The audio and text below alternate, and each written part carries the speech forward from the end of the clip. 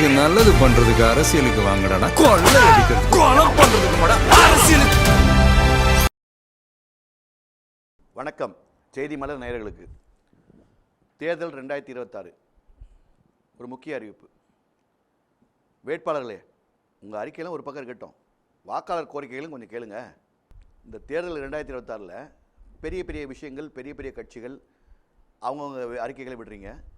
அன்றாட வாழ்க்கையில் மக்கள் அவதியுறும் பிரச்சனைகளை முன்வைக்க வந்துள்ளோம். இந்த 234 சட்டமன்ற தொகையிலும் இருக்கக்கூடிய பிரச்சனைகள் ஏராளமாக இருக்கின்றது. தொடர்ந்து இந்த ஆட்சி அந்த ஆட்சி நாங்கள் எந்த ஆட்சியும் குறை சொல்ல விரும்பல. இத்தனை ஆண்டுகளாக இருந்த ஆட்சிகள் இனி வரப்போகிற இருக்கவங்க இதெல்லாம் கவனத்தில் கொள்ள வேண்டும். இந்த முறை நாங்கள் வாக்காளர் கோரிக்கைகளாக வைக்கிறோம். அடுத்த முறை வாக்காளர்கள் அது வழக்காகவே தொடுப்பார்கள். எனவே இந்த கோரிக்கைகளை போர் அடிப்படையில் செய்தால் ஒழிய மக்கள் இன்பமாக வாழ்க்கையை நடத்த முடியாது.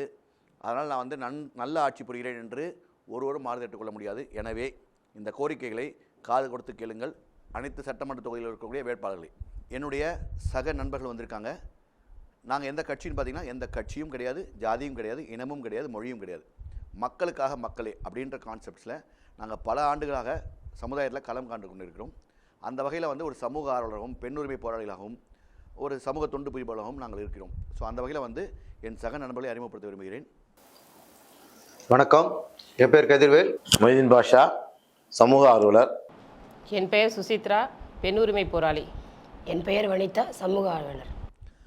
இப்போ இந்த சமுதாயத்தில் என்னென்ன மாதிரி பிரச்சனைகள் எந்தெந்த துறை சார்ந்து அதிகமாக இருக்குது, பல ஆண்டுகளாக கண்டுகொள்ளப்படாமல் இருக்குது, அதனால் மக்கள் எப்படி துன்புறுறாங்க அப்படின்றத முதல் துறையை நாங்கள் எது எடுக்கிறோம்னா சாலை. நடைபாதையில் வாகனம் ஓட்டிகிட்டு இருக்காங்க, அது ஏன்ட்டு தெரியல, அதை கட்டுப்படுத்த யாராலையும் முடியலை, பண்ணவும் மாட்டுறாங்க. ப்ளஸ் வேகத்தடையை போட்டிருக்காங்க, அதுக்கு ஒரு ஒயிட் கோட் போடுவாங்க, அதையும் போடலை. வேகத்தடையும் அளவுக்கு மாரி ஹைட்டில் வச்சுருக்காங்க, அதனாலேயும் நிறைய ஆக்சிடெண்ட்டுகள் நடக்குது. அப்புறம் இந்த சாலைகளையும் சரிப்படுத்தாமல் ஒரையும் குண்டு குழியுமாக இருந்துகிட்ருக்கு. வரிகள் நம்ம கரெக்டாக செலுத்தியும் ஏன் அந்த சாலைகள் சரியாக அமைக்கலை? முதல்ல பார்த்திங்கன்னா நடைபாதையில் முதல்ல கடைகள் அமைப்பதே தப்பு. சரி, கடைகளை அமைச்சு முறைப்படுத்தணும். ஆனால் நெடுஞ்சாலைத்துறை நான் கேட்ட கேள்விக்கு இன்றைக்கி வரையும் விடை தெரியல. இதுக்கு ஏஇலேருந்து ஏஇ ஸ்கொயர்லேருந்து ஏடியிலேருந்து டிஇலேருந்து EE CE SC director general வரை இருக்கீங்க. இவ்வளோ பேருக்கு மக்கள் வரி பண்ணுற சம்பளம் போது உங்களுக்கெல்லாம் கொஞ்சமாவது யோசிக்க முடியுதா? என்ன அப்படின்னா, அந்த நடைபாதைகளில் பொல்லாட்ஸ் என்னக்கூடிய தடுப்பான்களை வைக்க வேண்டும். அந்த தடுப்பான்களை புத்திசாலித்தனமாக நாங்கள் ரொம்ப ப்ரெஷர் பண்ணோம்னா ஒரு ஓரமாக இருக்கிறீங்க, அதில் டூ வீலர் போகிறாங்க. அந்த இப்படி சாலை இருக்குது அப்படின்னா இப்படி ஒரு தடுப்பான், இப்படி ஒரு தடுப்பான், இப்படி ஒரு தடுப்பான், இப்படி ஒரு தடுப்பான் கிறிஸ் கிராஸாக வச்சோம்னா யாராவது அதில் வண்டி ஓட்ட முடியுமா? ஆக்கிரமிப்பு பண்ண முடியுமா? அப்படி ஆக்கிரமிப்பு பண்ண அப்புறம் கார்பரேஷன் கூப்பிட்றீங்க, நெடுஞ்சாலைத்துறை என்ன பண்ணுறீங்க, கார்பரேஷன் கூப்பிட்றீங்க, போலீஸை கூப்பிட்றீங்க, அப்புறம் டிராஃபிக் போலீஸு, மாவட்ட ஆட்சியர் எல்லாம் பந்தோபஸ்து எடுத்து அதுக்கப்புறம் 5 வருஷம் 10 வருஷம் கழித்து நம்ம இதெல்லாம் க்ளீன் பண்ண வேண்டியிருக்கும். அதுக்கு பல ஆர்ப்பாட்டங்கள், அரசுக்கு எதிரான பிரச்சனைகள் இதெல்லாம் நடக்கும். அது எந்த அரசு இருந்தாலும். அந்த நெடுஞ்சாலைத்துறையில் கூடிய உயர் அதிகாரிகள் தன் அறிவை பயன்படுத்தாமல் அறிவை பெட்டியில் வைப்பது ஏன்? பொல்லாட்சியை வைக்க மாட்டீங்க. இதுக்கு ஏதாவது இதுக்கு நடப்பாதை அவ்வளோ லட்சம் கணக்கில் போடுறோம். இவன் டூ வீலரில் போட்டோன்னா 5 வருஷம் வேண்டிய நடப்பாதை 2 வருஷத்தில் உடஞ்சிச்சுன்னா திருப்பி நீங்கள் நடப்பாதை போட்டிங்கன்னா யார் வரி பணம் வேஸ்ட் ஆகும். அப்போ இதுக்காக என்ன சொல்யூஷன்றது நீங்கள் எடுத்து பார்க்கணும். சட்டமன்ற உறுப்பினர் நீங்கள் அழுத்தம் கொடுக்கணும் அவங்களோட பகுதியில். அடுத்து பெரிய ஸ்பீட் பிரேக்கர் போடுறீங்க கருப்பு கலரில். ஒரு வெள்ளை பெயிண்ட்டை போட்டோம்னா நைட்டில் போகும்போது யாரும் கீழே விழாமல் இருப்பாங்க. எத்தனை விபத்துகள் உயிரிழப்பே ஆகிருக்கு சென்னையில். இதெல்லாம் ஏன் உங்களுக்கு புரியல? அதே மாதிரி வரி கேட்ட கேள்வி கரெக்டான கேள்வி கேட்டாங்க. வரி கட்டியிருக்கோம், அப்போ சாலை போட வேண்டிய கஷ்டம் என்ன? இனிமேல் மக்கள் இனி சட்டமன்ற உறுப்பினர்கள் 1 மாதம் 2 மாதம் கழித்து அந்த சாலை போடலைன்னா இனிமேல் மக்களே இந்த இடத்துல அந்த சாலை முதல் நாள் ஃபோட்டோ எடுத்துக்கங்க. 2 மாதம் 3 மாதம் போட்டு வச்சு பள்ளம் விழுந்து அதில் அடிபட்டு முதுகெலும்போ இல்லைனா நம்ம வாகனம் பழுது அடைஞ்சால் தயவுசெய்து நஷ்டஈடு கேளுங்க. அதுக்கு அந்த கார்பரேஷனோ நெடுஞ்சாலையோ அந்த ஏஇ ஸ்கொயர் உயரதிகாரி ஐஏஎஸ் வரையும் அவங்களுடைய சம்பளத்தில் தான் நஷ்டஈடு கொடுக்கணும். அந்த சட்டமன்ற உறுப்பினர் நஷ்டஈடு கொடுக்கணும் என்பதை நாம் தெரிவித்துக் கொண்டால் மட்டுமே இதை செய்ய முடியும் அப்படின்றது உங்கள் கேள்விக்கான விடை. அடுத்து நிறைய இடத்துல செல்ஃபோன் டிரைவிங் முன்னாடி இருந்தது, நார்மலாக ஃபோன் வச்சு பேசிகிட்டு இருந்தாங்க, அப்புறம் ஹெல்மெட்குள்ளே இருந்தது மட்டும் இப்போ தடை பண்ணுறது இருக்குது. ஆனால் இப்போ இருக்கவங்க வீடியோவை தாண்டி பாட்டை தாண்டி ஷார்ட்ஸ் பார்த்துட்டு போகிறாங்க. ஸோ வீடியோ பார்த்தாவது அப்போ பார்த்தா கூட ரோடை பார்த்துட்டு இருக்காங்க. ஷார்ட்ஸ் பார்க்கும்போது ஒன்று தள்ளி பிடிக்கலான்னு தள்ளுற அளவுக்கு ஆகிட்டாங்க. அதை போலீஸ்கிட்ட ஏன் அவங்க பார்க்குறாங்க, பார்த்து கூட செல்ஃபோன் ரிலேட்டடாக யாருமே பிடிக்கிறதே இல்லை. அது ஏன் தெரியல. இது ஒரு பெரிய ஒரு ஊழல்னு கூட சொல்லலாம். இது என்னென்னா கார்ப்பரேட் கைக்கூலிகளாக மாறிவிட்ட அரசு துறையினர் தான் நான் சொல்லுவேன். என்ன காரணம் அப்படின்னா, செல்ஃபோனை முதல் பேசும்போது இப்படி வச்சு பேசினாங்க. நிறைய பேர் சொல்ல படித்த முட்டாள்கள் சொல்கிற விஷயம் என்னன்னா, நான் ஹேண்ட்ஸ் ஃப்ரீ போட்டு தானே பேசுகிறேன்வாங்க. நீங்கள் பேசக்கூடிய விஷயங்கள் கோபமாக இருந்தால் ஆக்சிலேட்டர் கொடுத்துருவீங்க, பேசக்கூடிய விஷயங்கள் சோகமாக இருந்தால் பிரேக் போட்டுருவீங்க. இது கூட தெரியாமல் உங்களை நம்பி உங்கள் வீட்டில் மனைவி மக்கள் இருக்காங்க, இல்லை உங்கள் பெண்கள், இன்றைக்கி அதிகமாக பெண்கள் நீங்கள் செல்ஃபோன் பேசிட்டு வண்டி ஓட்டுறீங்க. இதெல்லாம் இப்படி வச்சுட்டு ஓட்டுறீங்க. கேட்டால் பெண்கள் யாரும் கேட்ட மாட்டாங்க, குழந்தைகள் யாரும் கேட்ட மாட்டாங்கன்றதுல அரசு துறை அதிகாரிகள் இவங்களை யாரும் கேட்கவே முடியாது. ஏன்னா இவங்களாம் சட்டத்துக்கு அப்பாற்பட்டவர்கள்.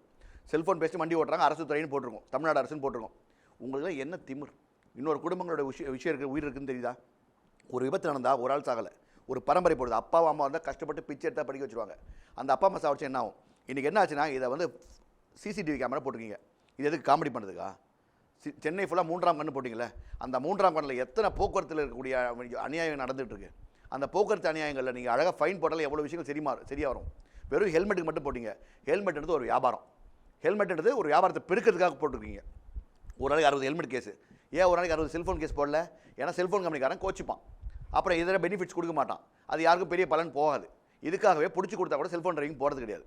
ஏன் செல்ஃபோன் டிரைவிங் போடலைன்னா இது கண்டுக்காமல் போனதால் தான் இன்றைக்கி படம் பார்த்துட்டு வண்டி ஓட்டுறான். ஸ்விக்கியில் போகிறவன், யூபரில் போகிறவன், இவங்க என்ன பண்ணுறாங்க? படம் பார்த்துட்டு போகிறாங்க. நான் கேட்குற ஒரே கேள்வி, நீ எடுத்து செல்வது வயிற்றுக்கு சோறா அல்லது வாய்க்கரிசியா? நியாயமாக சேஃபாக எடுத்துன்னு போயிட்டேன்னா உனக்கும் வயிற்றுக்கு சோறு, மற்றவனுக்கும் வயிற்றுக்கு சோறு. போகிற இடத்துல உனக்கு விபத்தோ இன்னொருத்தருக்கு விபத்து ஆச்சுன்னா அது வாய்க்கரிசி. ஸோ நீ எடுத்து செல்வது வயிற்றுக்கு சோறா வாய்க்கரிசியா? அவங்க மட்டும் இல்லை, கேப் டிரைவர்ஸ், ஆட்டோ டிரைவர்ஸ், இவங்க சொன்ன மாதிரி ரீல்ஸ் பார்க்குறாங்க, டக்குன்னு பார்த்தாங்கன்னா ஒரு செகண்ட் தள்ளும் போது ஆக்சிடென்ட் ஆச்சுன்னா யார் பொறுப்பு? இதெல்லாம் கூட போக்குவரத்து துறைக்கு தெரியாதா? போக்குவரத்து துறை கோமால இருக்கா? ஆர்டிஓஸில் என்ன பண்ணுவீங்க? டிராஃபிக் போலீஸ் என்ன பண்ணுவீங்க? வழக்கமாக இதே பழைய புராணங்கள், பழைய பழசு. ரோட்டில் நின்று ஃபைன் போடுறத முதல்ல நிறுத்தணும். ஒரு ஏரியாவில் இருக்கக்கூடிய commercial complex, theatre, hospitals, government offices உள்ளே போங்க. போலீஸ் இனிமேட்டு ரோட்டில் நிற்காதீங்க. போலீஸு அப்படி உள்ளே போயிட்டு முதல்ல அந்த ஹெச்ஆரோ இல்லை அந்த துறையோட தலைவர்கிட்டயோ ஒரு லெட்டர் கொடுங்க, ஃபோட்டோ எடுங்க. இந்த வண்டிக்கெலாம் இந்த மாதிரி நம்பர் பிளேட் மாறி இருக்குது, கிறுக்குத்தனமாக நம்பர் எழுதுவாங்க. அதுவும் முக்கியமாக சில அரசியல்வாதிகள் நான் ஊரில் வந்து நான் ஒரு தருதலை அப்படின்னு காட்டுறதுக்காகவே நம்பர் 5 இப்படி எழுதுது, 7 not 7. நீங்களே யார்? ஜேம்ஸ் பாண்டா? இல்லை யார் நீங்களா அப்படின்னு கேட்குறது தான் இந்த கான்செப்ட். ஸோ அப்போது இந்த வீடியோ பார்க்கும்போது இன்னொரு குடும்பம் அழிதுன்னு தெரிஞ்சால் அந்த போக்குவரத்துறை இனிமேல் டைட் பண்ணணும். இனிமேல் டிராஃபிக் போலீஸ் ரோட்டில் ஃபைன் போடக்கூடாது. அப்படி போட்டால் என்னன்னா லஞ்சம் வாங்குறான்ற பிரச்சனை வரும், நேர்மையான அதிகாரிகள் பாதிக்கப்படுவாங்க. அப்போ நீங்கள் இன்னுமே ஒரு கமர்ஷியல் காம்ப்ளெக்ஸில் போங்க, ஹெச்ஆர்ட்ட சொல்லுங்கள், ஒரு ப்ரைவேட் கம்பெனிக்கு போங்க, ஹெச்ஆர்ட்ட கொடுத்து என்ன பண்ணணும்? இதெல்லாம் யார் வலியுறுத்தணும்? சட்டமன்ற உறுப்பினர் வலியுறுத்தணும். ஏன்னா இந்த 234 தொகுதியில் இருக்கக்கூடிய சட்டமன்ற உறுப்பினர் எல்லாத்துக்கும் உட்பட்டவர். மாவட்ட ஆட்சியரை வேலை செய்ய வைக்கணும். இங்கே நிறையா மாவட்ட ஆட்சியர்கள் வேலை செய்வதில்லை, பொதுமக்கள் ஃபோன் அடிச்சா எடுக்கிறதில்லை, பொதுமக்களை மக்களாகவே மதிப்பதில்லை மாவட்ட ஆட்சியர்கள். இதை வந்து சரி பண்ண முடுக்க வேண்டியது அந்த சட்டமன்ற உறுப்பினர்கள் செய்ய வேண்டும். இதுதான் கான்செப்ட். அடுத்து கூட இருக்கிறது ரொம்ப மோசமானது என்னன்னா, இந்த சன் ஃபிலிம் போடுறாங்கன்னு சொல்கிறாங்கல்ல, அது கொடுத்துருக்க அளவுக்கோட அடர்த்தியோட ஜாஸ்தியாக போடுறாங்க. அது போடுறதுல ஏன் போடுறாங்க பொதுமக்கள்னு சொன்னால் 2 விஷயம். ஏன்னா அரசு அதிகாரிகள் வண்டிக்கு தான் இருக்கிறதுலே திக்கஸ்டான ஒரு கலரில் போடுறாங்க தவிர, ஸோ அவங்களே கேட்கலாம், நம்ம கேட்க மாட்டோன்ற மாதிரி இருக்காங்க. இது ரொம்ப ஈஸி. நம்பர் பிளேட்டும் சரி, சன் ஃபிலிமும் சரி, தெரியாத இடத்துல மறைச்சு கொண்டு போய் இப்போ இந்த பாக்கெட் மாவா விற்கிற மாதிரி தெரியாத இடத்துலலாம் இல்லை, பப்ளிக்காக ரோட்டில் அவ்வளோ ஒரு தெரு ஃபுல்லாகவே விற்கிற மாதிரியான கடைகள் தான் இருக்குது. இவங்க எங்களை போட்ட பிறகு நீங்கள் அவங்கள பிடிக்கிறதுக்கு அந்த ஷாப்ஸ்க்கு நேராக போய் பிடிக்கிற அளவுக்கு தான் இருக்கிறாங்க. கேட்டால் ஸ்டேஷனுக்கே நான் தான் பண்ணித்தரேன்னு சொல்கிற இடத்துலையும் நேம் போர்ட்ஸில் இருக்காங்க. ஸோ தெரியாத இடத்துல பதுக்கி செய்கிற மாதிரியான இது போதைப் பொருட்கள் எதுவும் கிடையாது. தெரிஞ்சு பப்ளிசைஸாக அண்ணா நகரில் மவுண்ட் ரோட்டில் போய் பார்த்தா இருக்காங்க, ரிச் ஸ்ட்ரீட்டில் பார்த்தா இருக்காங்க. அப்பயும் டேரெக்டாக பிடிச்சி போடுறதுக்கு முன்னாடி விற்கிறவனே பிடிச்சாலே போதும். அது ஏன் கடையும் வந்து கை வைக்க மாட்டேங்கிறாங்க தெரியும். போக்குவரத்து காவல்துறையும் ஆர்டிஓவும் இனிமேல் விழிப்புணர்வு ஏற்படுத்துறன்ற காமெடியை நிறுத்திட்டு, அதுவும் ஸ்கூல் பசங்க கூட்டு வந்து ரோட்டில் நிற்க வச்சு பதாகையில் பிடிக்கிறத விட இந்த நம்பர் பிளேட் எழுதுறவங்க, சன்கோடர் ஃபிலிம் பண்ணுறவங்க, அந்த டீம் எல்லாம் முதல்ல இறக்குங்க. அவங்க கையில் பதாகையில் கொடுங்க. சன்கோடர் ஃபிலிம் நாங்கள் இந்த லிமிட்டில் தான் நாங்கள் வந்து அரசு சட்டம் என்ன கொடுத்தோ அதை வச்சு தான் பண்ணுவோன்னு அந்த விழிப்புணர்வு ஏற்படுத்துங்க. இப்படி பண்ணால் ஒரு பயம் வரும்ல. எப்போ பார்த்தாலும் அந்த 7ஆம் கிளாஸ் பசங்க 8ஆம் கிளாஸ் பசங்க நிற்க வச்சு ஒரு வாட்டர் பாட்டில் ஒரு பிஸ்கெட்டை கொடுத்து சாலை விதிகளை மதிப்போம், சந்ததிகளை பாதுகாப்போம், நாங்கள் சொல்லிக் கொடுத்த கேப்ஷன். அதுவும் சாலை உயிர் பாதுகாப்பு. இதை தவிர்த்து என்ன சொல்ல முடியுது உங்களால்? தயவுசெய்து அதான் சொல்கிறேன், ரொம்ப பழைய டெக்னிக்லாம் விட்டுட்டு நவீன விஷயங்களை கொண்டு வாங்க. யாரெல்லாம் அதை பண்ணுறாங்களோ அந்த மாதிரி ஆளுங்களை கொண்டு வந்து அவங்கள வச்சு விழிப்புணர்வு ஏற்படுத்துங்க. இப்போ ஸ்கூல் பசங்க சொன்னீங்க, ஸ்கூல் பசங்க வண்டி ஓட்டுறாங்க, அதை தடுக்கலை. 20,000 ஃபைன் சொன்னீங்க, என்னாச்சு? வெறும் அறிக்கையாகவே இருக்குது, எதுவுமே செயல்படுத்தலை. ஸ்கூலுக்கு பக்கத்தில் நிறுத்துறாங்க. ஸ்கூலுக்குன்னு சம்மந்தமே இல்லை. ஸ்கூலில் வந்து வருமானம் வந்தால் போதும். அவங்க ஸ்கூல் யூனிஃபார்ம் போட்டே வண்டி ஓட்டுறாங்க. இதை எத்தனை காவலர்கள் பார்ப்பீங்க? எல்லாம் கண்ணை மூடிட்டா உட்காந்துருப்பீங்க ஒரு பாயிண்ட்லையும். இல்லை செல்ஃபோன் நோண்டிட்டு இருக்கிறனால, இந்த செல்ஃபோன் நோண்டிட்டு இருக்கிறனால தான் எதுவுமே கண்ணில் பார்க்குறதில்ல. ஸோ இந்த போக்குவரத்து காவல்துறை தயவுசெய்து இனிமேல் வந்து டைட் பண்ணி அந்த கேமரா மூலமாக இதை ஃபோக்கஸ் பண்ணால் ஒரு ஸ்கூல் வாசலும் கேமரா வைக்கணும், அந்த தெரு முந்தத்தில் வைக்கணும். எப்படி வருவாங்க அந்த பசங்க? இந்த பெற்றவங்க பண்ணுறக்கூடிய அநியாயங்கள் இருக்குது, ஆண்கள் பெண்கள் பண்ணக்கூடிய அநியாயங்கள். இவங்க வேலைக்கு போகிறதுக்கு கண்ணாயிரம் போய் மெயின் ரோட்டில் விட்டுறா, இந்த பையன் 6ஆம் கிளாஸ் பையன் வண்டி ஓட்டின்னு போவான். அவன் போயிட்டு நேரம் வீட்டுக்கு வருவான், எங்கே போவான் அவன்? அப்போ அந்த அடிப்படையாக அந்த அறிவு வேணுமா வேணாமா பெற்றவங்களுக்கு? அவன் என்ன மட்டும் சார் எனக்கு ரொம்ப அர்ஜென்ட் ஆஃபீஸுக்கு டைம் ஆச்சுன்னா நடந்து போங்க, ஆட்டோவில் போங்க. அந்த பிள்ளைங்க கொடுக்குறீங்க. எத்தனை பிள்ளைங்க இன்றைக்கி மைனரில் இறந்து போயிருக்கு? ஸோ இதெல்லாம் சரி பண்ணணும்னா அரசியல் வந்து முழிக்கணும், கோமால இருக்க அரசியலை தட்டி எழுப்பணும், இல்லைன்னா அவங்க டிஸ்மிஸ் பண்ணிட்டு வேற கொண்டு வரணும். அடுத்து முதல்ல இப்போ நம்ம லைசன்ஸ் வாங்குறோம், அப்படி லைசன்ஸ் வாங்கிட்டா வண்டி ஓட்டிடலான்ற எண்ணங்கள் மட்டும்தான் இருக்குது. அந்த லைசன்ஸ் எப்படி பெறணுன்றதே யாருக்கும் தெரிய மாட்டேங்குது. போகிறோம் டிரைவிங் கிளாஸில் சொல்கிற மாதிரி யாருக்குமே கேட்டால் சிங்கிள் டாட் லைன் என்ன, டபுள் டாட் லைன் என்ன, இந்த லைன் எதுக்கு இருக்குது, இன்டர்மீடியட் லைன் இருந்தால் கிராஸ் பண்ணலாமா இல்லையானே ஆக்சுவலி சொல்ல போனால் எனக்கு தெரிஞ்சு 90%ல் யாருக்குமே ஓட்டுறவங்களுக்கு ரூல்ஸை தவிர எதுக்கு எந்த லைன் இருக்குன்னே தெரியல. லைசன்ஸ் கொடுத்துட்றாங்க, லைசன்ஸ் வச்சா வண்டி ஓட்டிலாம் நினைக்கிறாங்க. அந்த லைசன்ஸை முறையாக படுத்துறதுக்கு ஒரு வகுப்பு எடுக்கிறதோ கிளாஸ் எடுக்கிறதுக்கோ எதுவுமே கிடையாது. கிளாஸ் சொல்லித்தர இப்போதைக்கு சொல்லியிருக்காங்க, எல்லாரும் நீங்கள் டிரைவிங் ஸ்கூலில் படித்தாதான் வரணும்னு அவங்க சொல்கிறாங்க. ஆனால் டிரைவிங் ஸ்கூலில் யாருமே பெட்ரோல் ஜாஸ்தியாக இருக்குது, ஆள் ஜாஸ்தியாக இருக்குது, நீங்கள் எங்கேருந்து ஓட்டுங்க, உங்களுக்கு நாங்கள் லைசன்ஸ் வாங்கி கொடுத்துறோம், நீங்கள் போக போக ஓட்டிக்கோங்கன்னு சொல்லி நீங்கள் கொடுத்துட்டீங்க, டிரைவிங் லைசன்ஸ்க்கு கொடுத்துட்டீங்க. அவங்க எந்த மாதிரி நடத்துகிறாங்கன்றது பார்த்தீங்கன்னு சொன்னால் சொல்லித்தரதில்ல. சீல் போட்டு இந்த டிரைவிங் ஸ்கூல் இருந்தால் அது கையொப்ப முடுறதுக்கு தான் ஆர்டிஓ ரெடியாக இருக்காங்க தவிர அவங்க அது கொடுக்கறதுக்கு நம்ம தகுதியானவங்களான்றது பார்க்குறதே கிடையாது. அது ஏன் உங்களால் முறைப்படுத்தாத நீங்கள் எதுக்கு திருப்பி டிரைவிங் ஸ்கூல் கொடுத்தீங்க? அதுக்கு நீங்கள் முன்னாடி மாதிரி இருக்கிறதுல கொடுத்துட்டு போயிருந்துருக்கலாம்ன்றதான் என்னோட கேள்வி. முன்னாடி கவர்மெண்ட் ஆஃபீஸர்ஸ் வந்து பண்ணாங்க, ஆர்டிஓஸ் வந்து கிளாஸ் எடுத்து எல்லாம் பண்ணாங்க. இப்போ கவர் அமௌண்ட் ஆஃபீஸர்ஸ் தான் பார்க்குறோம். கவர்மெண்ட் ஆஃபீஸில் கவர் அமௌண்ட் ஆஃபீஸர்ஸ் இவங்க நீங்கள் சொன்ன மாதிரி வந்து எந்த டிரைவிங் ஸ்கூல் வந்து அதிகமான அப்ளிகேஷன் கொடுக்குறாங்க, அதில் அந்த ஒரு படத்தில் கவுண்ட் பண்ணி சொல்கிற மாதிரி செந்தில் சொன்ன மாதிரி பேப்பர் இல்லையே அப்படின்வாங்க. அந்த பேப்பர் எக்ஸ்ட்ரா பேப்பர் இல்லைன்னா அந்த லஞ்சன்ற அந்த அதிகார பிச்சை எடுக்க முடியலன்னா அவங்க அந்த பேப்பரை சைன் பண்ணுறதில்ல. அதனால் இந்த புரோக்கர்ஸ் தான் இப்போ கொடுக்குறாங்க. இப்போ வந்து மேக்ஸிமம் வந்து கவர்மெண்ட் அந்த நீங்கள் சொன்ன மாதிரி வெறும் ரப்பர் ஸ்டாம்ப் தான் அவங்க சைன் பண்ணுவாங்க. ஆனால் புரோக்கர்ஸ் தான் நீங்கள் லைசன்ஸ் வந்து டிசைட் பண்ணுறது. ஸோ இந்த புரோக்கர்ஸை வந்து அப்புறப்படுத்தினாலே மக்கள் டேரெக்டாக வரணும். அந்த விஷயத்தை சரி பண்ணால் மட்டும்தான் இது சரியாகும். இதான் விஷயம். கிளாஸ் இருக்குன்னே யாருக்கும் தெரியல சார். இது ஆக்சுவலி லைசன்ஸ் வாங்கினவங்களை கேட்டால் எனக்கு இந்த மாதிரி ஒரு கிளாஸ் இருக்கா எடுத்துருக்கணுமான்னு தெரியல. முன்னாடி நான் எடுக்கும்போது சொல்கிறேன், நான் ரொம்ப ப்ரீவியஸாக எடுத்தேன், எதுவுமே சொல்லித்தராமல் நீங்கள் எடுத்துக்கோங்கன்னு சொன்னாங்க. நான் திருப்பியும் தான் அந்த டெஸ்ட்டை எழுதி தான் நான் ஆக்சுவலி என்ன பண்ணாங்கன்னா முன்னாடி இன்னும் மோசம், யாரெல்லாம் டிரைவிங் ஸ்கூல் இருந்தாங்களோ அவங்களுக்கு கொடுத்தாங்க, இல்லைனா தரவே மாட்டாங்க, 2 பேர் ஃபெயில் பண்ணுவாங்க. ஆனால் டிரைவிங் ஸ்கூலில் ஆக்சுவலி அவங்க பண்ணுறாங்கன்னா ஒரு மறைமுகமாக ஒரு இடத்துல கிளாஸ் எடுக்கிறாங்கன்னா அவங்க நிஜமாலே எக்யூப்டாக வந்திருக்காங்களான்றது பார்க்காம இருக்கும் போதில் ரோட்டில் மக்களுக்கு தெரியும், அப்போ தான் தெரியும் தவிர இல்லைன்னு எதுவுமே இருக்காது. வேட்பாளரே கவுனிங்னு சொல்லி தான் நீங்கள் வந்து இப்போ நான் உங்கள்கிட்ட பேசிகிட்டு இருக்கோம். வேட்பாளர் கவுனிங் இப்போ இந்த சாலை விஷயத்தில் நானும் சொல்ல வரேன். இப்போ சாலை விஷயத்தை பார்த்தீங்கன்னா 234 தொகுதியிலுமே வந்து பார்த்தீங்கன்னா வேட்பாளர் கொடுக்குற எல்லா வேட்பாளரும் கொடுக்குற ஒரு அறிக்கையில், அதான் அவங்க கொடுக்குற ஒரு 40 அறிக்கையில் இது ஒரு அறிக்கை கண்டிப்பாக இருக்கும். என்ன அறிக்கைன்னா சாலைகள் சரி செய்யப்படும், சாலை வசதி மேம்படுத்தி தரப்படும் அப்படின்னு சொல்லுவாங்க. இன்னைக்கு தமிழ்நாட்டில் எங்கே எடுத்தாலும் சாலைகள் ஏடகுடமாகவும் குண்டும் குழியுமாகவும் சகதியும் மண்ணுமாக தான் இருக்குது. அப்போ முதல் வேட்பாளர் இந்த ஒரு உறுதியை, அதான் அவங்க சொன்ன வாக்குறுதி இந்த ஒரு உறுதியை சரி பண்ண மாதிரி எனக்கு தெரிஞ்சு அதிகமாக எங்கேயும் இல்லையே. அந்த வேட்பாளர் நீ சொன்ன மாதிரி அந்த அறிக்கையை ப்ராப்பராக பண்ணியிருந்தாங்கன்னா இன்னைக்கு பாவாடை துவச்சி போட தேவையில்லை, வடை சுட்டு தர தேவையில்லை, டீ போட தேவையில்லை, ஒன்றுமே தேவையில்லை. இன்றைக்கி என் விஷயம் கரெக்டாக இருந்தால் நடக்கும். ஆனால் அது என்னென்னா அதிகாரிகள் கேட்டால் அதிகாரிகள் காட்டுறாங்க, அதிகாரிகள் என்ன பண்ணுறாங்க, அரசியல் காட்டுறாங்க. ஒப்பந்தக்காரர்கள் நடுவில் மாட்டிக்கிறாங்க. ஒப்பந்தக்காரர்கள் வந்து ஆளுங்கட்சிக்கு ஒரு அமௌண்ட்டு, எதிர்கட்சிக்கு ஒரு அமௌண்ட்டு, அப்புறம் அதிகாரிகளுக்கு ஒரு அமௌண்ட்டு, அப்புறம் சுற்றி வரக்கூடிய அதிகாரிகளுக்கு ஒரு அமௌண்ட்டு, அப்புறம் ரவுடி பசங்களுக்கு ஒரு அமௌண்ட்டு, இப்படியும் கொடுத்தாங்கன்னா அந்த 100%, 50%, 60% அந்த ஒப்பந்தக்காரர்கள் கொடுத்துட்டாங்கன்னா 40% என்ன மாதிரி ரோடு போடுவாங்க? அப்போ ஒரு மழைக்கு போயிடும். திருப்பி எலெக்ஷன் வரதுக்கு ஒரு வாரம் மழை பாய் விரிப்பாங்க. அதுக்கு பேர் சாலை இல்லை, அதுக்கு பேர் பாய். அந்த கருப்பு கலர் பாய் விரிப்பாங்க. ஒரு மாதம் அந்த எலெக்ஷன் வரையும் நிற்கும். அதுக்கப்புறம் திருப்பி போயிடும். அது மட்டும் இல்லாமல் மில்லிங் அப்படின்னு ஒன்று பண்ணுவாங்க. அந்த டெக்னிக்கல் இதில் வந்து மில்லிங்னு ஒன்று ரோடை நோண்டி அந்த 3 லேயர் தெரியும். அதுக்கப்புறம் தான் அதை ஆற வச்சு ஒரு 10 நாள் 15 நாள் ஒரு மாதம் ஆற வச்ச அப்புறம் தான் ரோடு போடணும். ஆனால் இன்றைக்கி என்ன பண்ணாங்கன்னா அடி முட்டாள்தனம் பண்ணியிருக்கு சென்னை மாநகராட்சி. சென்னை மாநகராட்சின்னு அடி முட்டாள்தனம். எப்படின்னு இதை சொல்கிறேன்னா, இன்றைக்கி நாங்கள் எடுத்துக்கிற சில விஷயங்களை சொன்னீங்கன்னா ட்ரைனேஜ் மெட்ரோ வாட்டர் கனெக்ஷன் கொடுக்குறோம், சிவேஜ் அண்ட் மெட்ரோ வாட்டர் கனெக்ஷனில். அங்கே போனோன்னா எனக்கு ஒரு பதில் வருது என்னென்னா, உங்கள் இல்லத்திற்கு நாங்கள் மெட்ரோ ட்ரைனேஜ் கொடுக்குறதுக்கு கஷ்டம். என்ன காரணம்னா ரோட்டில் போகிற சேஃப்டி டேங்க் எல்லாம் உங்கள் வீட்டுக்கு திருப்பி ரிவர்ஸ் ஆகுது வாய்ப்பு இருக்கும் அப்படின்றாங்க. அப்போ உங்கள் வீட்டை தூக்குங்கன்றாங்க. நீங்கள் பண்ண முட்டாள்தனத்துக்கு நாங்கள் ஏங்க வீட்டை தூக்கணும்? அதுவும் 7 லட்சம் 10 லட்சம் செலவு பண்ணி. அப்போ இந்த ரோடை வந்து மேலே மேலே மேலே மேலே போட்டது யார்? அப்போ எத்தனை வருஷம் அதை போட்டிருக்காங்க? கடந்த 20 வருஷத்துக்கு இருக்கக்கூடிய அதிகாரிகளுடைய ஓய்வு பெற்ற பணம் வருதில்ல, அதை நிறுத்துங்க. அதை நிறுத்தி அவங்க மூலமாக அந்த எந்தெந்த பகுதியில் இந்த பிரச்சனை வருதோ அந்தந்த பகுதியில் போடுங்க. அடுத்த வாட்டி அந்த அதிகாரி அந்த மாதிரி ரோடை போடுவாங்களா? வீடெல்லாம் இறங்கி போகுமா? மழை தண்ணி உள்ளே வருமா? விஷப்பூச்சிகள் வருமா? அப்போ வயசானவங்க எவ்வளோ பேர் கஷ்டப்படுவாங்க? இதெல்லாம் வந்து எல்லாமே சட்டமன்ற உறுப்பினர்கள் கவனிக்க வேண்டும், முடுக்க வேண்டும். இதற்கு மேலே இருக்கக்கூடிய அதிகாரி சரியில்லைன்றால் அந்த அதிகாரி மேலே ரிப்போர்ட் கொடுக்கணும். எத்தனை சட்டமன்ற உறுப்பினர்கள் அதிகாரி மேலே ரிப்போர்ட் கொடுத்துருக்கீங்க? உங்களுக்கு அடிப்பணியில்னா மட்டும்தான் ரிப்போர்ட் கொடுப்பீங்களே தவிர இந்த இடத்துல எங்கள் பகுதியில் லஞ்சம் யாராவது ஒரு அரசியல் கட்சி ஊழலை ஒழிப்போம் சொல்லலாம் தான் சரியாக இருந்தால் இந்த சாலை சரியாகும். ஊழலை ஒழிப்போம் சொல்லக்கூடிய ஒரு அரசியல் கட்சி என்றைக்காவது என் பகுதியில் இருக்க மக்கள்கிட்ட லஞ்சம் கேட்டியாமே, ஏன் கேட்டேன் அப்படின்னு ஒரு லெட்டர் பேரில் ஏதாவது ஒரு லெட்டரில் எங்கேயாவது வந்திருக்கா? அரசு அதிகாரிகள் என்ற சதிகாரிகளும் அரசியல்வாதிகள் என்ற அரசியல் வியாதிகளும் கைகோர்த்தால் மக்கள் மாக்களாகத்தான் கருதப்படுவர். அதுக்காக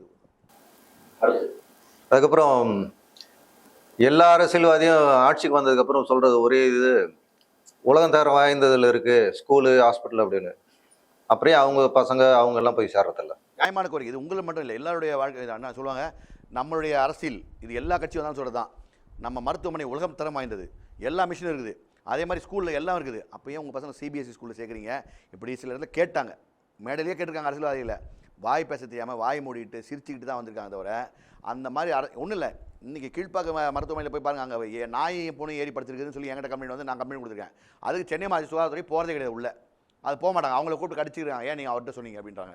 இதெல்லாம் எந்த வகையில் நியாயம்? ஒரு ஆண் குழந்தை பிறந்தால் 1000 ரூபா பார்க்கறதுக்கு, இது ஆயாக்கள் டிமாண்டு. பெண் குழந்தை பிறந்தால் 500 ரூபா இதை பார்க்கறதுக்கு. ஸ்ட்ரெச்சர் தள்ளிட்டு போனால் 50 ரூபா. ஒரு அறையிலேருந்து இன்னொரு அறைக்கு எடுத்து போகணும், எக்ஸ்ரே எடுக்க போனால் தள்ளிட்டு போனால் 50 ரூபா. இப்போ இறந்த பிணத்தை திருப்பி வந்து காசு. இப்படி எல்லாத்துலேயும் இந்த அரசு மருத்துவமனையில் நீங்கள் நிறைய இடத்துல பார்த்துருப்பீங்க. இந்த ஒரு 2 வருஷம் 3 வருஷம் லைவில் பார்த்துருப்பீங்க, நிறைய வருஷம் பார்த்துருப்பீங்க. இந்த அங்கே இருக்கக்கூடிய 1-2 நர்ஸுங்க வந்து பப்ளிக் எவ்வளோ தரம் தாழ்ந்து பேசினதும் மிரட்டினதும் இதெல்லாம் யார் கேட்குறது? முதல்ல மக்களே மன்னர் பேரை வந்து அதிகமாக நீங்கள் எலெக்ஷனில் ஒருத்தரும் சொல்லணும். இந்த அரசு அதிகாரின்ற பேரை மாற்றணும். 110 விதியின் கீழ் யார் வந்து ஆட்சி அமைச்சாலும் தயவுசெய்து அடுத்த கோரிக்கை எதுவாக இருக்கும் என்னன்னா, இனி அரசு ஊழியர் அரசு அதிகாரின்ற பேரை அப்புறப்படுத்தி மக்கள் ஊழியர் மக்கள் அதிகாரின்னு வச்சா மட்டும்தான் நம்ம மக்களுக்காக வேலை செய்யணும்னு நினைப்பாங்க. இல்லைன்னா இது ஏதோ பிச்சை எடுக்க வருதுங்க, நம்ம வந்து அரசு நம்ம கவர்மெண்ட் இதுங்களாம் அடிமைங்க அப்படின்னு நினைக்கிறாங்க. இந்த திமிர்த்தனம் ஒடுக்க அந்த அரசு ஊழியர் அரசு அதிகாரின்ற பேரை அப்புறப்படுத்தி மக்கள் ஊழியர் மக்கள் அதிகாரி வச்சா மட்டும்தான் நீங்கள் சொல்லக்கூடிய இந்த பிரச்சனைகள்லாம் சரியாகும். இப்போ நீங்கள் சொன்ன மாதிரி அரசு ஊழியர்கள் சொல்றீங்க, அந்த அரசு ஊழியர்களை வந்து நீங்கள் சொல்றீங்க மக்கள் ஊழியர் சொல்லிட்டு அரசு ஊழியர்கள் சொல்றவங்கள வந்து மக்கள் பிரதிநிதின்னு ஒருத்தர் தானே வந்து நம்ம அவரை தான் தேர்ந்தெடுக்கிறோம். ஒரு மக்கள் பிரதிநிதி ஒருத்தர் தேர்ந்தெடுத்து அவர் தானே அந்த ஏரியால எங்களுக்கு முன்னோடியே நின்று அவர் பண்ணி கொடுக்கணும். அதுதான் இந்த விஷயமே. ஆமா, அப்ப அவர் தானே அந்த அரசு அதிகாரி அரசு ஊழியர் அரசு அதிகாரியும் இது பண்ண வாக்காளர் கோரிக்கைன்றது அதை நினைவுபடுத்துறதுக்காவது. இப்போ நான் வந்து என்ன நினைக்கிறாங்க, நான் கவர்மெண்ட் சர்வெண்ட் ஒரு திமிர் இருக்குல்ல, பப்ளிக் சர்வெண்ட்ன்றதை கொண்டு வரணுன்றத பேராக மாற்றணுன்றேன். வருவாய்த்துறையில போயிட்டு ஒரு நிலப்பட்டை வாங்கன்னு வச்சுங்களேன். இப்போ பொதுமக்களாக நான் வந்து ஒரு நிலப்பட்டை வாங்கினா ஒரு விவோட்டையும் ஒரு சர்வேட்டையும் ஒரு நில அளக்கிறதுக்கு ஒரு சர்வே நில அளப்பாட்டையும் போயிட்டு நம்ம என்னதான் மனு கொடுத்து தாங்கி கூப்பிட்டு வந்தாங்க கூட அவ்வளோ சீக்கிரத்தில் வர்றதில்ல. வந்தாலும் அவ்வளோ இதாக அவங்க வேலை செய்யறதில்ல. இதுக்கு என்ன வேட்பாளராக அந்த மக்கள் பிரதிநிதி என்ன பண்ணுறாரு? இல்லை, அதை தான் நான் சொன்னேன். ஒரு இடத்துலையும் இப்போ ஒன்றும் இல்லை, சர்வேல போனால் 10,000 ரூபா 15,000 லஞ்சம் கொடுத்து அதுக்கப்புறம் 10 நாள் கழிச்சு அவர் அப்படியே கால் போட்டு நான் வரேன் டைம் இல்லை அப்படின்னுவார். இவ்வளோ அதிகார பிச்சையும் எடுத்துக்கிட்டு நான் எல்லாரையும் சொல்லலை, லஞ்சம் வாங்குவவர்கள் மட்டும் குறிப்பிட்டு சொல்கிறேன். அப்போ அநியாயம் பண்ணிக்கூடிய விஏஓ, தாசில்தார், சர்வேயர் எல்லாருமே இந்த பிரச்சனை பண்ணிட்டு இருந்தாங்கன்னா இதில் இன்னொரு கஷ்டமான விஷயம்னா கொடிநாள்ன்ற பேரில் அடிக்கக்கூடிய கொள்ளைகள். கொடிநாள் மிலிட்ரி ஃபண்டு போதும் நாங்கள் பண்ணிக்கிறோம், எங்கள் விருப்பப்பட்டு நாங்கள் கொடுக்கணும், நீ 2000 கொடு 5000 கொடு, எவ்வளோ நிலத்துக்கு ஏற்ற மாதிரி ஒரு 10,000 கொடு 50,000 கொடு. நீங்கள்லாம் யார்?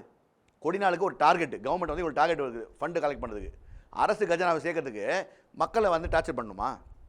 இதெல்லாம் யார் கேட்கணும்னா அதுக்காக தான் இந்த நிகழ்ச்சியை வேட்பாளர் மக்கள் பிரதிநிதி கேட்கணுன்றா தான் வாக்காளர் கோரிக்கை. இந்த வாக்காளர் கோரிக்கையை தெரிஞ்சுக்கோங்க. இவ்வளோ மன உளைச்சலை சுற்றிக்கிட்டு இருக்கோட தெரியுங்க. ஒரு 50 வருஷமோ 30 வருஷமாக ஆச்சு அவருக்கு இருந்தால் 90 வயசு ஆகுது. இன்னும் வந்து கிண்டியில் இருக்கக்கூடிய அந்த தாசில்தார் ஆஃபீஸ்க்கு அலைஞ்சிக்கிட்டு இருக்காரு, ஆர்டிஓ ஆஃபீஸ்க்கு அலைஞ்சிட்டு இருக்காரு பட்டாக்காக. இவர் என்னென்னா ஓய்வு பெற்ற காவலர். அவர் எப்படி இருக்கும் மட்டும் பாருங்கள், இது எந்த நிலைன்னு மட்டும் பாருங்கள். 90 வயசில் வந்துட்டு இருக்காரு.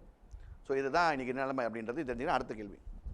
சைல்டு அஃபியூஸ்லாம் நிறைய இருக்குது சார், அதை தடுக்கிறதுக்கு என்ன கவர்மெண்ட் பண்ணுது அதை பற்றி கேட்கணும் சார். எல்லாருக்கும் சைல்டு அபியூஸ்க்கு நிறைய அவேர்னஸ் கொடுத்துட்டு தான் இருக்காங்க. பட் ஆனால் சார் அவேர்னஸ் மட்டும் பத்தாது சார், நடக்கிற தண்டனைகள் சிவிராக்கப்பட்டால் தானே தடுக்க முடியும். 2 வகை இருக்குது. என்னென்னா உண்மையாலே சைல்டு அபியூஸ்ன்றதை கண்டுபிடிக்கிறதே கஷ்டமாக இருக்குது. என்னென்னா பொய் வழக்கை போக்சோவில் எவ்வளோ இருக்குதுன்னு தெரியும். போக்சோ வந்தது நியாயமான விஷயம், போக்சோன்றது வரணும். ஆனால் அந்த போக்சோ வந்ததுனால என்ன விஷயம்னா ஒரு தாத்தா ஒரு பேதம் பேத்தி மேலே வைக்கக்கூடிய அன்பு கூட இன்றைக்கி வந்து தடைப்படுது. ஒரு சாதாரண எடுத்து கொஞ்சம் கூட அவன் பயந்துக்கிட்டு இருக்காங்க இன்றைக்கி. ஒரு சாதாரண நம்ம அந்த காலத்தில் பார்த்தீங்கன்னா நாங்களே சின்ன பசங்களாக இருந்தாலும் யாரும் நல்லா இருந்தாங்கன்னா சப்பியாக இருக்கான ஒரு முத்தம் கொடுப்பாங்க. இன்றைக்கி அது பயப்படுறான். அப்போ அந்தளவுக்கு இருக்கும்போது சொத்துக்காகவும் இன்றைக்கி நான் ஒரு வழக்கறிஞர் இருக்கும்போது எனக்கே ஒரு வழக்கு வந்தது. என்னென்னா என்னுடைய கிளைண்ட் வரும்போது அவங்க இடத்துல வந்து அந்த மூத்த மருமகள் வந்து காசு வீடு தரலன்றனால மாமனார் மேலே பொய் வழக்கு போட்டது தெரிஞ்சுது. இந்த மாதிரி வழக்கு வரும்போது சைல்டு அபியூஸ் தடுக்கப்படுது ஒன்று. அதே மாதிரி 2வது பார்த்தீங்கன்னா குழந்தைகள் தொழிலாளர் வெளி மாநிலத்தில் வந்து எவ்வளோ குழந்தை தொழிலாளர் பெரிய பெரிய ஹோட்டலில் ஒர்க் பண்ணுறாங்க. இதெல்லாம் சைல்டுக்கு வந்து அதாவது சைல்டு டிபார்ட்மெண்ட் 109 கோமால் இருக்குது, போக்குவரத்துறை கோமால் இருக்குது, பொல்யூஷன் கண்ட்ரோல் கோமால் இருக்குது, லஞ்ச ஒழிப்புத்துறை கோமால் இருக்குது, எலெக்ஷன் டைம் இப்போது. இன்றைக்கி சூறாவளி பயணம் இருக்கணுமா விஜிலன்ஸ் எங்கே இருக்குது? இன்றைக்கி ஏன் ஓடி ஒளிஞ்சு உட்காந்துக்கிறீங்க? ஏன் ஒரு சட்டமன்ற தொழிலோட விஜிலன்ஸ் என்ன பண்ணோம்? யாரும் லஞ்சம் வாங்காதீர்கள், லஞ்சம் கொடுக்காதீர்கள், லஞ்சம் வாங்கினாலும் நாங்கள் அப்படின்ற ஒரு விழிப்புணர்வு ஏன் இன்றைக்கி வரையும் பண்ணல?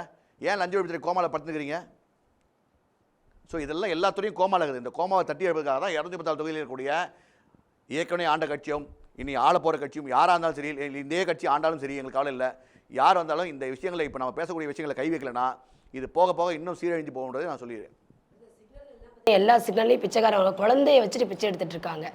எதையோ தடை பண்றாங்க, இதை ஏன் பிடிக்க மாட்டாங்க, இதை ஏன் தடை பண்ண போலீஸ்காரங்க முன்னாடியே எடுத்துட்டு தானே இருக்காங்க பிச்சை. சிக்னலில் குழந்தைங்க மட்டும் இல்லை, நல்லா உத்து பார்த்தீங்கன்னா சென்னையில் குறிப்பாக பார்த்தீங்கன்னா ஒரு ஆண் ஒரு பெண் வயதானவர்கள் குல்லா போட்டு கூலிங் கிளாஸ் போட்டுன்னு போரை போத்திட்டு நிற்பாங்க.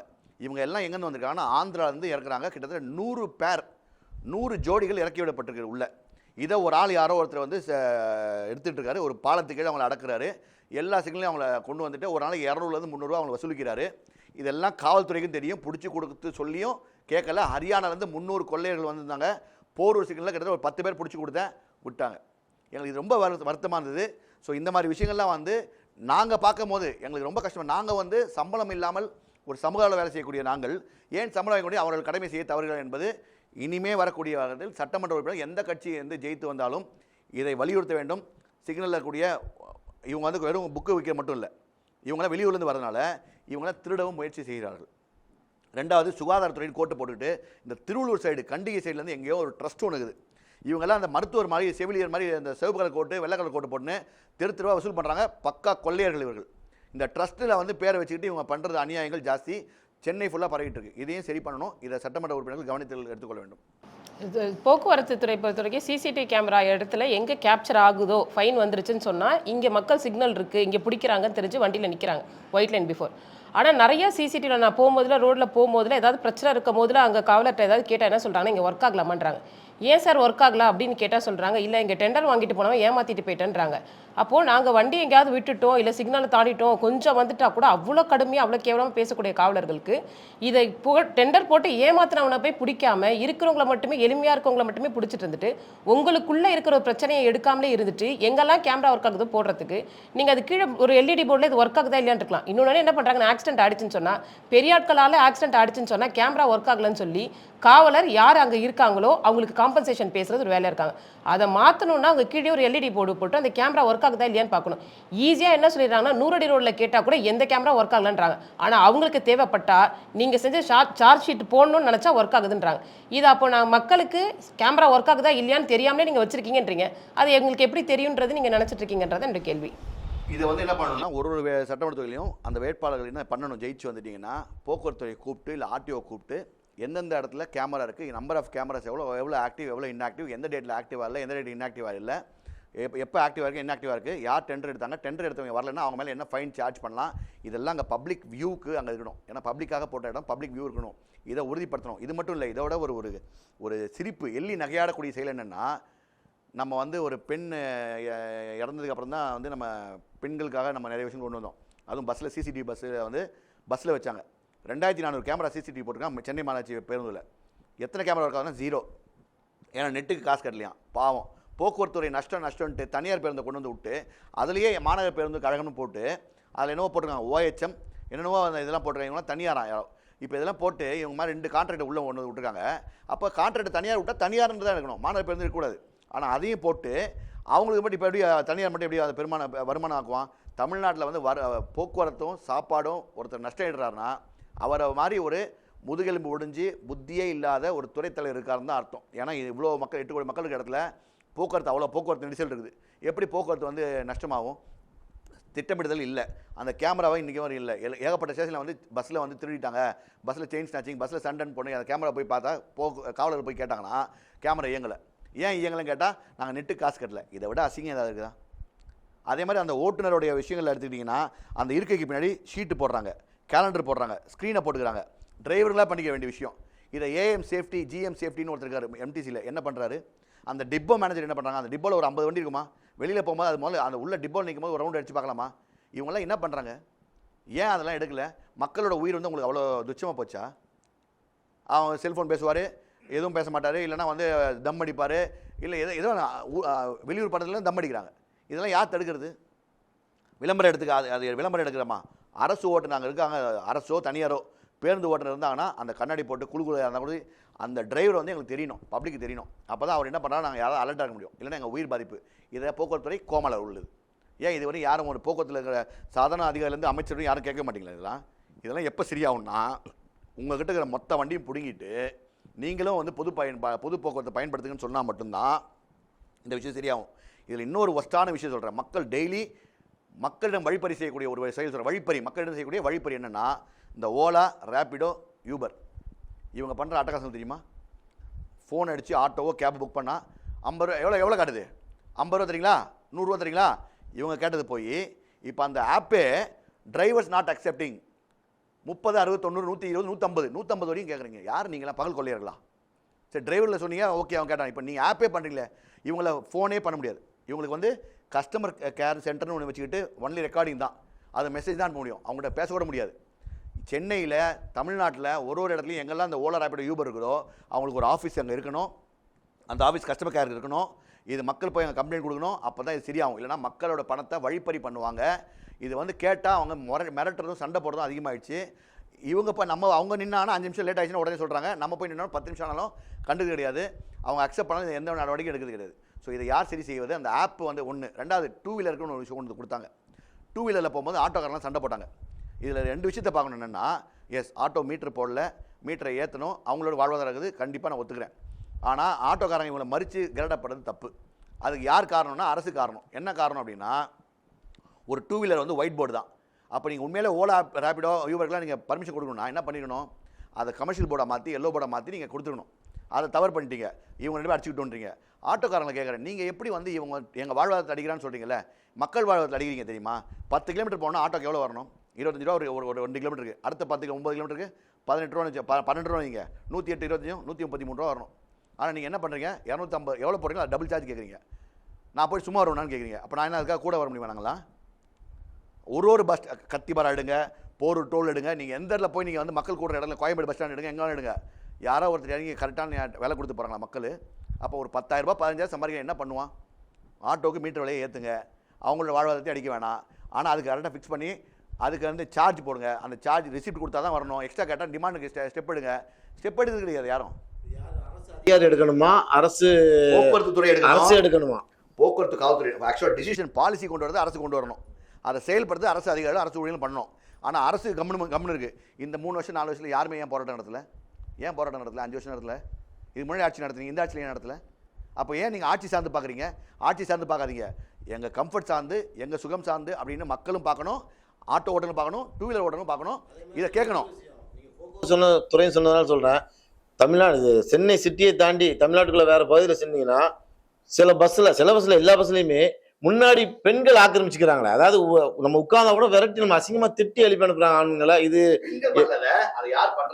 இல்ல, இது வந்து எப்படின்னா கவர்மெண்டோட ரூல்ஸா இல்ல மக்களா உருவாக்கிட்டதா? இது மக்களும் உருவாகல, பெண்களும் பண்ணல.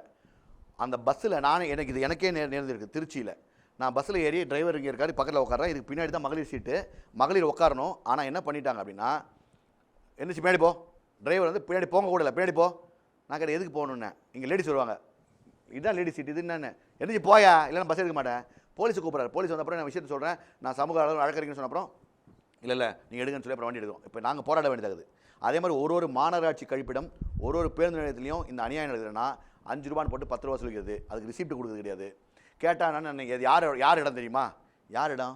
ரவுடி பையனோட இடமா, இல்லை தீவிரவாத இடமா, இல்லை ஃப்ராட் இடமா? இது மாதிரி நிறைய கேட்கலாம். அப்போ இவங்க அண்ணன் இடமா? அண்ணன் இடம்னா அதுக்காக நான் மக்கள்கிட்ட கொள்ளையடிப்பீங்களா? அந்த 5 ரூபா ரிசிப்ட் கொடுக்குறது கிடையாது. இதையே நீங்கள் அப்படியே எடுத்துக்கிட்டிங்கன்னா, இவர் வந்து ஸ்டேட்டை மட்டும் சொல்கிறார், சென்ட்ரலையும் பாருங்கள். ஒரே வார்த்தை என்னென்னா, ரயில்வே துறை. இந்த ரயில்வே துறையில் போனீங்கன்னா IRCTC வெண்டிங் மிஷின் பண்ணக்கூடிய குடிநீர் ஊழல், இது எவ்வளோ வைத்தச்சல் தெரியுமா? 7-8 வருஷமாக நடந்துகிட்டு இருக்கு. நான் குரல் கொடுத்துட்டு இருக்கேன், மெயில் அனுப்புகிறேன், ஒரு அதிகாரி கண்டுக்கிறது கிடையாது. மாவட்ட ஆட்சியர், சென்னை மாவட்ட ஆட்சியர் கொடுத்து அந்த சுத்தமாக கண்டுக்க கிடையாது. நேர்மைன்ற பேரை மட்டும் எடுத்துக்கிட்டா போகுது, அது செயலில் இருக்கணும். நான் போய் சொல்கிறேன், IRCTCயில் 1 லிட்டர் 5 ரூபா இல்லை 7 ரூபான்னு சொல்கிறாங்க, ரீஃபில் பண்ணுறது 5 ரூபானா அங்கே போர்டே போட்டிருக்காங்க. அது மீறி அவங்க 5 ரூபா எக்ஸ்ட்ரா கேட்குறாங்க, 3 ரூபா எக்ஸ்ட்ரா கேட்குறாங்க. இதை கம்ப்ளைண்ட் கொடுத்தா இது வரையும் நடக்கல. ஒரு நாளைக்கு எத்தனை பேர் எடுப்பாங்க? 1 லட்சம் பேர் தண்ணி வாங்குவாங்க. இந்த ஏப்ரல் மேலே வரப்போகுது 1 லட்சம் பேர் வாங்குவாங்க. அப்போ 1 லட்சம் பேர் 3 ரூபா, 3 லட்ச ரூபா, 30 நாளைக்கு 90 லட்ச ரூபா யாருக்கு போகுது? அப்போ கமர்ஷியல் ஆஃபீஸர்ஸில் என்ன பண்ணுறீங்க? ரயில்வேல அஃபீஷியல்ஸ் என்ன பண்ணுறீங்க? அங்கே உள்ள இருக்கிற பாத்ரூம், இலவச பாத்ரூம், அதுக்கு ஏன் ஒரு அம்மா உட்காந்து காசு வசூலிக்கிறாங்க? இதெல்லாம் யார் கேட்குறது? சட்டமன்ற உறுப்பினர் ஏன் இப்போ ஓட்டு கேட்குறீங்களே? ஒரு கட்சியிலையும் எல்லாத்துலேயும் பகுதி, வட்டம், மாவட்டம், பாசறை, அது இது அமைப்பு ஞாபகம் வச்சுருக்கீங்களே? இவங்கெல்லாம் வந்து உங்கள் எம்எல்ஏ எம்பி மினிஸ்டர் வந்தால் மட்டும் ஏறி நின்றுன்னு அண்ணன் தட்டுவீங்க. நீங்கள் தேர்தல் எலெக்ஷன் வந்து அம்மா ஓட்டு போடுவீங்க. இது 2 தான் நீங்கள் பண்ண வேண்டிய வேலையா? இதெல்லாம் யார் பண்ணணும்? சமூகம் நாங்கள் பண்ணணுமா இல்லை நீங்கள் பண்ணணுமா? நீங்கள் போய் உங்கள் அண்ணங்கிட்ட சொல்லணும், இந்த மாதிரி நடக்குதுன்னு. அப்போ அவங்க எடுத்து அதை ஆக்ஷன் எடுக்கணும், மக்கள் சந்தோஷமாகணும். படுத்துக்கிட்டே ஜெயிக்கலாம் ஏன் நீங்களா? அது ஏன் புரிய மாட்டேங்குது நீங்கள் திருப்பியும் அப்படின்றது தெரியல எனக்கு. அடுத்தது போதை ஒழிப்பை பற்றி ஏதாவது இந்த வர ஜென்ரேஷனையாவது காப்பாற்ற முடியுமா அப்படின்னு கொஞ்சம் அதை பற்றி ஏதாவது சொல்லுங்கள். அப்புறம் ஸ்கூல் கிட்டலாம் அந்த புளிப்பு விற்கிறாங்க அந்த சின்ன சின்ன கடைகளில். நம்ம டாஸ்மாக்கு இந்த கஞ்சா இதெல்லாம் வந்து பெருகி போச்சு, அது ஊரறிஞ்ச உண்மை. அது போக தெரியாத விஷயங்களையும் நான் சொல்கிறேன், மக்கள் அதிர்ச்சி இருப்பீங்க. இதெல்லாம் யார் தெரிஞ்சுக்கணும்னா எல்லா மாவட்ட ஆட்சியருக்கும் தெரிஞ்சுக்கணும், இதை காவல்துறை பேட்ரோல்லேருந்து தெரிஞ்சுக்கணும். தெரிஞ்சும் நடவடிக்கை இருக்காத காவல்துறை மேலேயோ இல்லைனா அந்த சுகாதாரத்துறையோ இல்லைனா உணவு பாதுகாப்புத்துறை மேலேயோ நடவடிக்கை இருக்கணும். ஆக்சுவலாக உணவு பாதுகாப்புத்துறை தான் அது முக்கியமான விஷயம். என்னென்னா சாப்பிடக்கூடிய பொருள், அது மெல்லக்கூடிய பொருள்னால் அது உணவு பாதுகாப்புத்துறையில் வரும். டாஸ்மாக் கஞ்சா ஒரு பக்கம் இருக்கட்டும், இது வந்து நிறைய பேர் போராடுறாங்க. கூல் லிப்புன்ற தலகாணின்ற பேரை வச்சுக்கிட்டு ஒரு ஸ்கூல் பக்கத்துலையும் பள்ளிக்கு பக்கத்துலையும் அருகாமையிலையும் சில வியாபாரிகள் பண்ணுறீங்க, கடைக்காரர்கள். இதுக்கு வியாபார சங்கங்கள் வந்து கடுமையான நடவடிக்கை எடுக்குமா கூடாதா? எடுக்கமா கூடாதா? இது ஏன் நீங்கள் எடுக்க மாட்டீங்க? ஏன்னா இது நம்ம ஆள், நம்ம ஊருக்காரன், நம்ம சாதிக்காரன், நம்ம மதத்துக்காரன், இதை தயவுசெய்து வைக்காதீங்க. உங்கள் புள்ள உங்கள் கடையில் வாங்க மாட்டான், இன்னொரு கடையில் வாங்குவான். அதை விற்கிறவனும் உன் சாதிக்காரனாக இருப்பான், உன் மதத்துக்காரனாக இருப்பான்.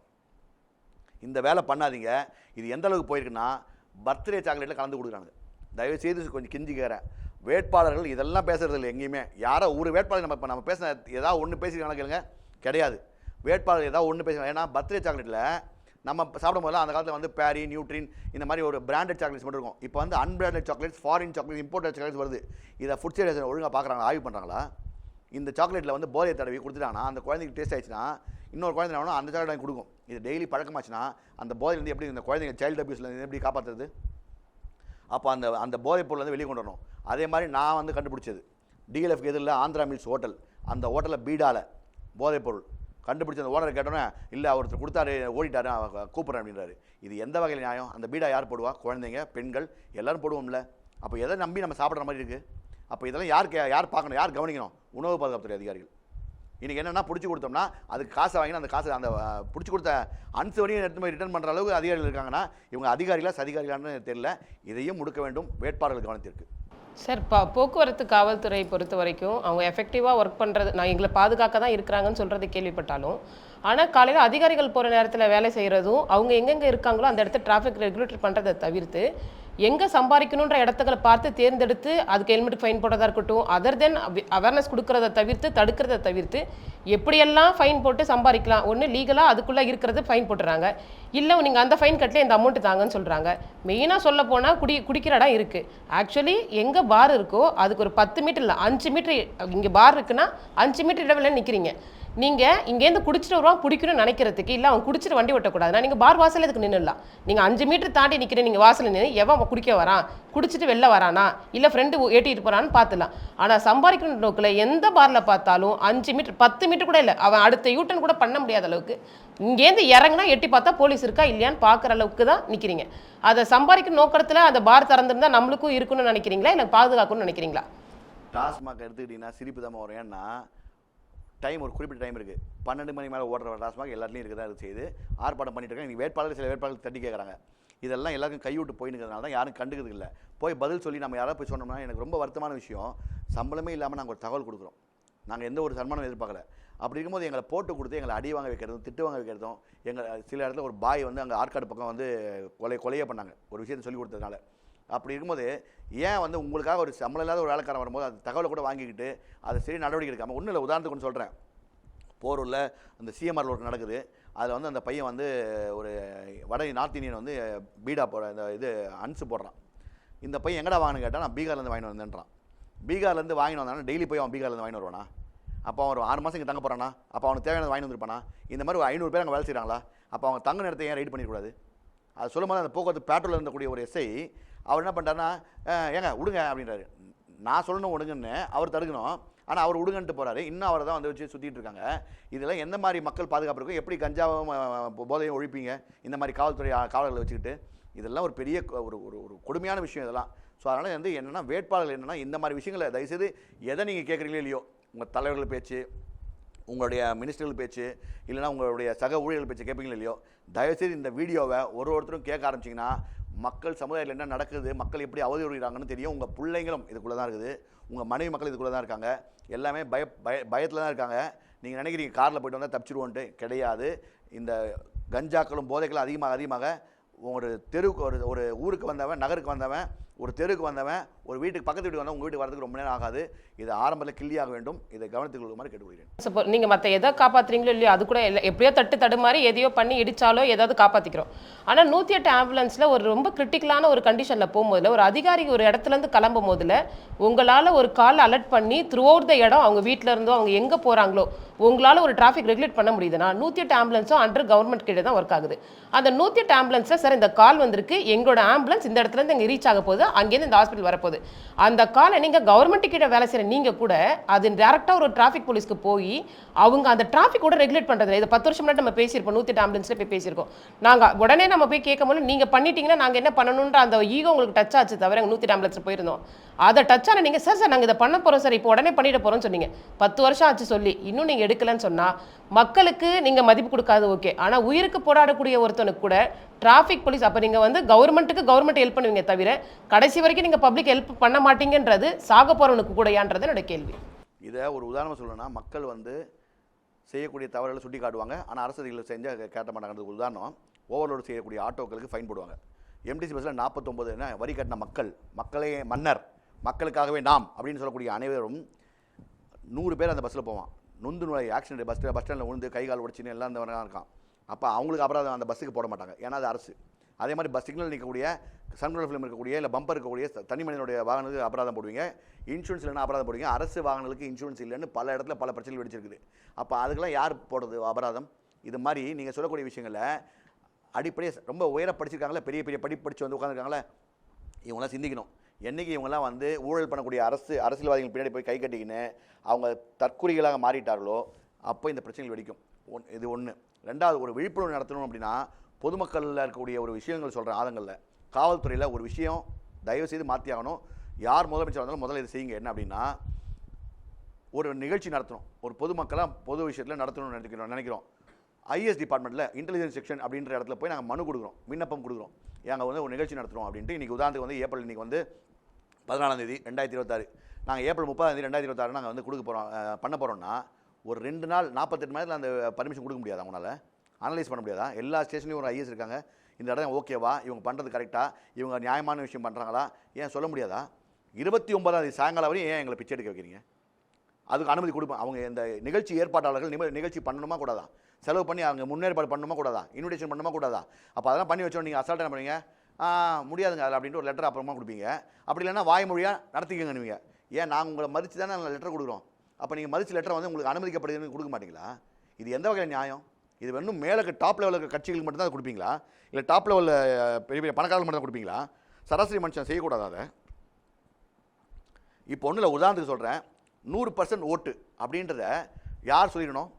இந்த ஸ்வீப்புன்ற பேரில் கண் துடைப்புக்காக ஆங்காங்கே அரசு அதிகாரிகள் ஹோட்டல் வாசலில் மருத்துவமனை வாசலில் 100% வாக்களிங்கள், முதல் வாக்களிங்கள் போடுறீங்க. எந்த தமிழ்நாட்டில் கூடிய எந்த கட்சி தலைவராது நேற்று ஆரம்பித்த கட்சியிலேருந்து பழைய காலத்து கட்சி தலைவர் வரையும் யாரும் ஒருத்தர் சட்டமன்ற தொகுதியில் எந்த சட்டமன்ற தொகுதியில் 100 விழுக்காடு ஓட்டு பதிவாதோ 10 கோடி நிதி அந்த சட்டமன்ற உறுப்பினர் தொகுதிக்கு நம்ம ஒதுக்கப்படும். அதை யூஸ் பண்ணிக்கணும்னு சொன்னால் எவ்வளோ காம்படிஷன்? அட்லீஸ்ட் 90% ஏறுமா? நீங்கள் இந்த 60% 70% வாக்கு வச்சுக்கிட்டு இதிலேயே குண்டு சைடில் குதிரை ஓட்டிக்கிட்டு இது ஏன் வாக்கு, இது இந்த வாக்கு இவ்வளோ ஓட்டு இருந்தால் போதும் அப்படின்னு நினைக்கிறதும் இந்த எலெக்ஷன் கமிஷன் ஒரு காமெடி அப்படின்றதுக்கு என்ன உதாரணம் சொல்லட்டுமா? இப்போ பார்த்தீங்கன்னா ரொம்ப ஒரு வருஷம் எலெக்ஷன்லையும் மக்களோட சாபத்தை வாங்கக்கூடிய எலெக்ஷன் கமிஷன். இந்த எலெக்ஷன் கமிஷன் அண்டர்லைன் பண்ணுறேன் என்ன காரணம் அப்படின்னா, எல்லா கட்சியும் கூட்டுவீங்களாம், கூட்டிகிட்டு நம்ம என்றைக்கு எலெக்ஷன் வைக்கலான்னு கேட்டுப்பீங்களாம். கேட்டு நம்ம டேட் அனௌன்ஸ் பண்ண போகிற சொல்லிக்கலாம். அவங்க அனௌன்ஸ் பண்ணுறதுக்கு முன்னாடி 2 நாள் முன்னாடி என்ன பண்ணுவாங்களா, அவங்க எல்லாத்தையும் பட்டுவாடை வட்ட மாவட்டத்தில் பண பட்டுவாடெல்லாம் பண்ணி முடிச்சுடுவாங்களாம். முடிச்சு வண்டியில் போடலாம் விட்டுட்டு இப்போ நீங்கள் என்ன பண்ணுவீங்க? இன்னிலேருந்து எலெக்ஷன் என்ஃபோர்ஸ்மெண்ட் அப்படின்னு ஆரம்பித்து இன்னிலேருந்து எல்லா வண்டியும் சோதிக்கிறது. அதில் மருத்துவமனைக்கு போகிறவங்க, கஷ்டப்படுறவங்க, பள்ளிக்கிறதுக்கு ஒரு அரசு அதிகாரியே அந்த மாதிரி அழுதாங்க. நான் ஊர்லேருந்து மாறி வந்திருக்கேன், நான் வாடகை கொடுக்கணும், அது 55 எடுத்து வந்து 55 பிடிக்கிட்டாங்க அப்படின்றாங்க. அப்போ எந்த வகையில் வியாபாரிகளையும் மக்களையும் டார்ச்சர் பண்ணுவீங்க? இது எலெக்ஷன் கமிஷன் காமெடியாக தெரியலையா உங்களுக்கு யாருக்கும்? அப்போ என்ன பண்ணிடணும் அப்படின்னா, நான் பிரச்சனை மட்டும் சொல்ல, எலெக்ஷன் கமிஷன் அதை அனௌன்ஸ் பண்ண முன்னாடி ஏன் 1 மாதம் முன்னாடி விஜிலன்ஸ் ஏன் ஐ கான்டாக்டில் இருக்கக்கூடாது? ஏன் அவேர்னஸில் இருக்கக்கூடாது? விஜில் ஏன் இருக்கக்கூடாது? அதை பண்ணிவிட்டு அனௌன்ஸ் பண்ணுற அன்னையிலேருந்து நம்ம அது 1 மாதம் முன்னாடி பண்ணி தான் யோசிச்சிருப்பாங்கல்ல யார் பண்ணணுன்ட்டு. இதை கூட பண்ண முடியாமல் இதெல்லாம் சிரிப்பு நடந்து போய் இப்போ ஒரு வட்டத்தில் கொடுத்து முடிச்சாச்சு. அவன் என்ன பைக்கில் போய் காரில் போய் கொடுக்க போகிறான், பேக்கெட்டில் போட்டு போவான். பேக்கெட்டில் போகிறவங்களாம் செக் பண்ணுவீங்களா நீங்கள் எலெக்ஷன் கமிஷனு? அது மாதிரி செக் பண்ணியிருக்கீங்களா? பணப்பட்டுவாடை தடுக்க முடியுதா? இந்நேரத்தில் விஜிலன்ஸ் பறக்கணும் இல்லை? ஒரு விஜிலன்ஸ் விழிப்புணர்வு இருக்குதா எங்கேயாவது? லஞ்ச ஒழிப்பு விழிப்புணர்வு எங்கேயாவது இருக்கா? மக்களை இன்னும் கோமாளியாக நினச்சிக்கிட்டு இருங்க. ஒரு நாள் நீங்கள் வெகு சீக்கிரத்தில் கோமாளி ஆவீங்க நீங்களும் அப்படின்னு தெரிந்து கொள்ளுங்கள்.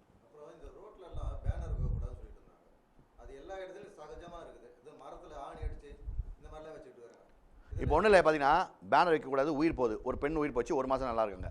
திருப்பி இந்த மெயினாக அந்த ரியல் எஸ்டேட் பண்ணக்கூடிய அநியாயங்கள் தான். ஒரு லேம்ப் போஸ்ட்லேயும் பேனர், கட்சிக்காரங்க பேனர், இதெல்லாம் ரொம்ப அநியாயம். அதே மாதிரி வந்து பார்த்தீங்கன்னா தீபாவளிக்கு பட்டாசு வச்சா வெடிக்கூடாது, ஆனால் இவன் தலைவர் வந்தால் பட்டாசு வெடிக்கலாம், எந்த கட்சி தலைவர் வந்து பட்டாசு வெடிக்கலாம், அப்போ மாசுபடாதா? அதே மாதிரி பேனர் வச்சா செத்து போயிடுவாங்கன்னு சொல்கிறேன்ல.